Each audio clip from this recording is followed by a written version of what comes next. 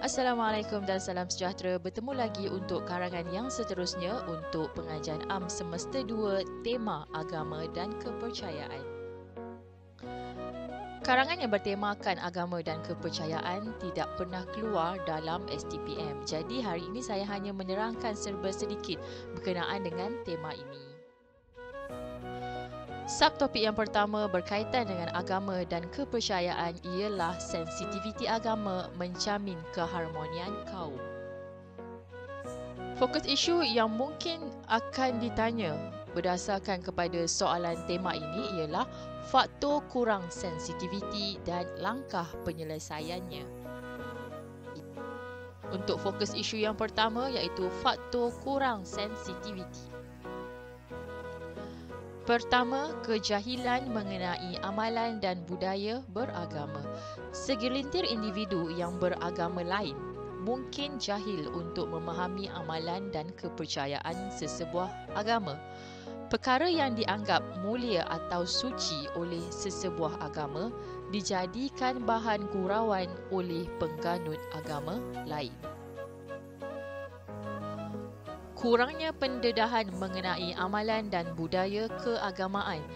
Pengajian mengenai agama lain tidak berkembang secara terbuka di negara Malaysia kerana pendedahan ini terhad pada peringkat pengajian tinggi sahaja menerusi subjek tamadun Islam dan Asia.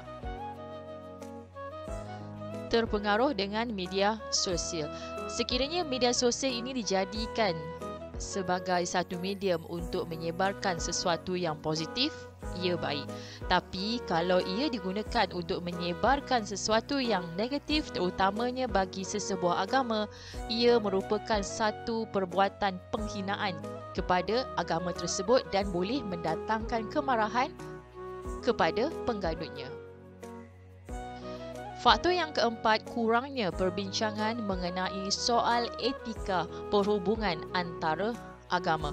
Soal jawab mengenai agama dan kepercayaan kurang diutarakan atau dibincangkan secara terbuka. Jadi ia menjadi satu masalah kepada orang ramai sebab kita tak faham agama Islam macam ni ke macam mana. Kalau agama Kristian macam ni ke ataupun macam mana.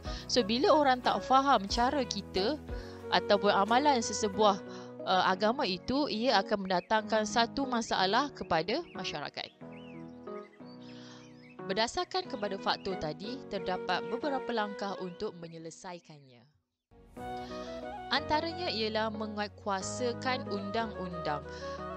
Masyarakat perlulah menjadikan perkara 3 dan perkara 11 Perlembagaan Persekutuan sebagai rujukan utama bagi rakyat yang berbilang kaum dan agama. Perkara 3 merupakan agama Islam ialah agama bagi persekutuan, tetapi agama-agama lain boleh diamalkan secara bebas.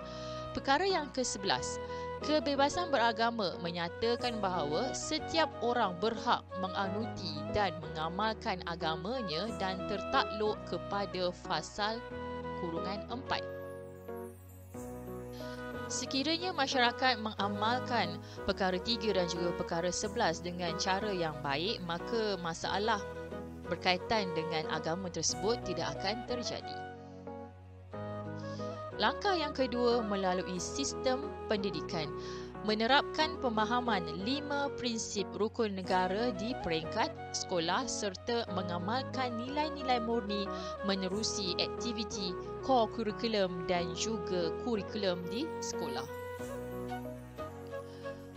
Mengukuhkan peranan ibu bapa. Ibu bapa menunjukkan contoh yang baik sesama jiran yang berlainan agama. Contoh, sekiranya ada perayaan tertentu, contoh hari Deepavali, hari raya Aidilfitri ataupun Tahun Baru Cina, aktiviti ziarah menziarahi sesama jiran adalah yang terbaik untuk dilakukan. Langkah yang terakhir ialah menggunakan media sosial dengan betul untuk mengelakkan penyebaran maklumat atau mesej yang negatif tentang amalan sesebuah agama. Sekiranya individu ataupun pengguna media sosial menggunakan medium ini dengan cara yang betul, maka masalah yang berkaitan dengan agama mungkin boleh dielakkan.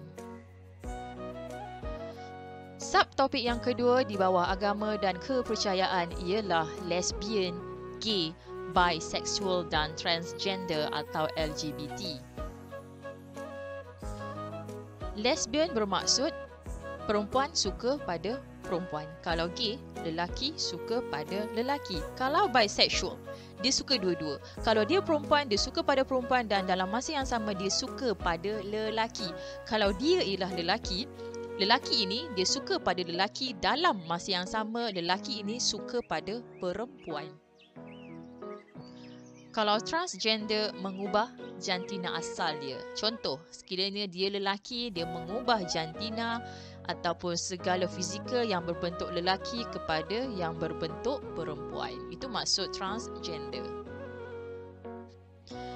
Pendek kata, LGBT ini merupakan sesuatu yang memesong daripada lumrah kehidupan seorang manusia yang beragama. Salah di sisi agama dan juga salah di sisi undang-undang. Kita akan lihat apakah punca perkembangan LGBT di Malaysia ataupun di dunia dan juga langkah penyelesaiannya. Fokus isu yang pertama yang mungkin boleh dijadikan soalan karangan ialah punca perkembangan LGBT. Punca yang pertama ialah pengaruh keluarga. Terdapat segelintir keluarga sekiranya dia terlalu menginginkan anak yang berbeza daripada anak yang sebelum ini. Contoh, dia ada 4 orang anak perempuan. Untuk anak yang kelima ni dia teringin nak anak lelaki. Bila anak yang kelima ini keluar, rupanya perempuan. Jadi anak ini akan dididik untuk menjadi seorang lelaki. Dari segi watak, dari segi rupa dan juga fizikal dia akan menunjukkan ciri-ciri lelaki. Punca yang kedua, kesan trauma masa lampau. Kesan penderaan seksual yang pernah dialami oleh mereka semasa kanak-kanak ataupun remaja akan mempengaruhi gejala ini. Persekitaran yang menarik dan bebas. Kewujudan pusat membeli belah, pusat rawatan kecantikan dan kelab malam telah membuka ruang dan peluang kepada golongan ini untuk bersosial. Contohnya, golongan maknyah. Maknyah ni ialah lelaki yang nak jadi perempuan. Mereka ni akan berjumpa dengan golongan yang sama seperti mereka. Kebiasaannya akan jumpa di kelab malam. Punca yang terakhir ialah kurangnya didikan agama dan nilai moral. Pegangan agama yang longgar dan nilai moral yang lemah dalam diri telah menimbulkan kesukaran bagi sesetengah individu untuk mengelak pengaruh LGBT. Jadi, apakah langkah penyelesaian untuk menyelesaikan masalah LGBT tersebut? Langkah yang pertama, mengukuhkan peranan ibu bapa. Ibu bapa harus memberikan didikan yang betul sejak kecil lagi. Ibu bapa haruslah menerapkan nilai agama dan moral dalam diri anak-anak supaya dapat menghalang kegiatan yang boleh merosakkan masa depan mereka. Langkah yang kedua, mengadakan kempen kesedaran. Kempen kesedaran yang berkaitan dengan kesan buruk pengaruh LGBT ini haruslah diberikan kepada umum. Pihak kerajaan dan NGO berperanan untuk menganjurkan program yang mampu menarik kembali golongan ini ke pangkal jalan. Menyediakan strategi dan tempat pemulihan untuk golongan ini. Mereka yang mengendalikan pusat pemulihan ini perlulah memiliki kerahsiaan yang tinggi bagi mengelakkan kumpulan ini menjauhkan diri kerana malu. Langkah yang terakhir, mewujudkan mekanisme dan pelan perancangan untuk memulihkan golongan ini. Bantuan seperti kaunseling, psikologi dan perubatan perlu ditawarkan secara percuma kepada kumpulan ini yang ingin pulang ke pangkal jalan. Kesimpulannya bagi tajuk subtopik kali ini adalah yang berkaitan dengan agama dan juga LGBT. Itu sahaja untuk video kali ini. Kita jumpa lagi untuk video yang akan datang. Terima kasih.